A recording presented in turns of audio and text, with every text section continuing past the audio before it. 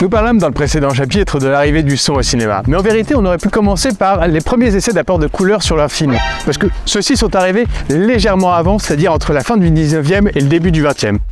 Ah oui aussi, la prochaine fois qu'un enfant plein de cette touchante innocence qui les caractérise vous demande « Mais du coup, avant les gens, ils voyaient aussi en noir et blanc ?» Faites-lui subir un test de QI, parce que quelque chose me dit que c'est pas le futur Bill Gates ce con. Et il serait peut-être temps de vous rendre compte que vous avez peut-être misé sur le mauvais cheval pour payer votre retraite.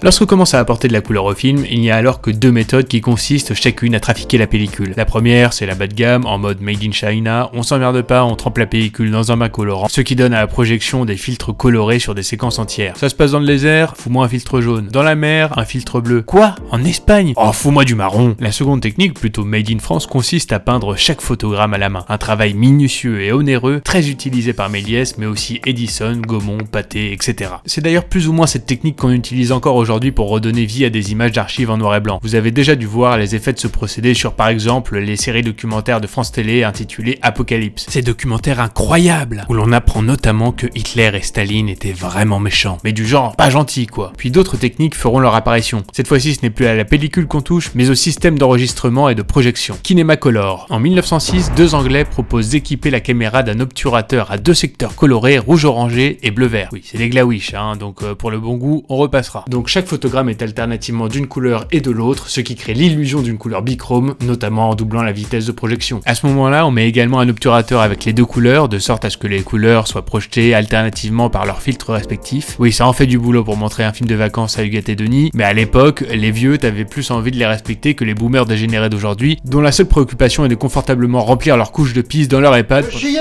la nuit, je chiais le jour, je chiais partout, je chiais toujours. Pendant qu'un Afghan déterre qu'ils ont fait venir pour avoir de la main d'œuvre bon marché, décapite des prêtres à tour de bras aussi efficacement qu'une tondeuse Husqvarna. Petit détail savoureux, dans la première partie du film Aviator, Scorsese a justement voulu rendre hommage au cinéma de cette époque et a décidé que les images auront ces fameuses teintes bichrome grâce à des filtres numériques afin de recréer cette ambiance très années 20. Technicolor reprendra lui le même procédé que Kinemacolor, un certain Herbert Kalmus propose lui de tourner sur la même caméra avec deux pellicules différentes, une pour le vert, l'autre pour le rouge. Il colle ensuite les deux ensemble, ce qui donne une meilleure qualité de couleur que le Kinemacolor, mais encore une fois, ce n'est que sur du bichrome. Donc, en 1935, ils ont rajouté le bleu. Quelques films ont été produits à ce moment-là, mais les plus connus sont sans doute Blanche-Neige et les 7 nains en 1937, puis Le Magicien d'Oz et Autant en emporte le vent en 1939. Soit plein de films jugés ô combien problématiques par les baltringues de notre époque. S'en suivront d'autres avancées techniques sur la pellicule qui viendront perfectionner la couleur au cinéma. Voilà donc comment le cinéma a fait un pas de plus vers le réalisme en proposant aux spectateurs des œuvres qui correspondent le plus possible à sa façon de voir le monde.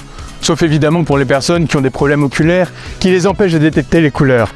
D'ailleurs, pour les daltoniens qui ragent devant cette vidéo, j'allais dire, ou qui voient rouge parce qu'ils s'entendent exclus, je n'ai qu'une seule chose à vous dire, tant pis. N'oublie pas de t'abonner si tu veux que je continue à insulter des handicapés. C'était Pierre Carré, ciao ciao. Read the paper.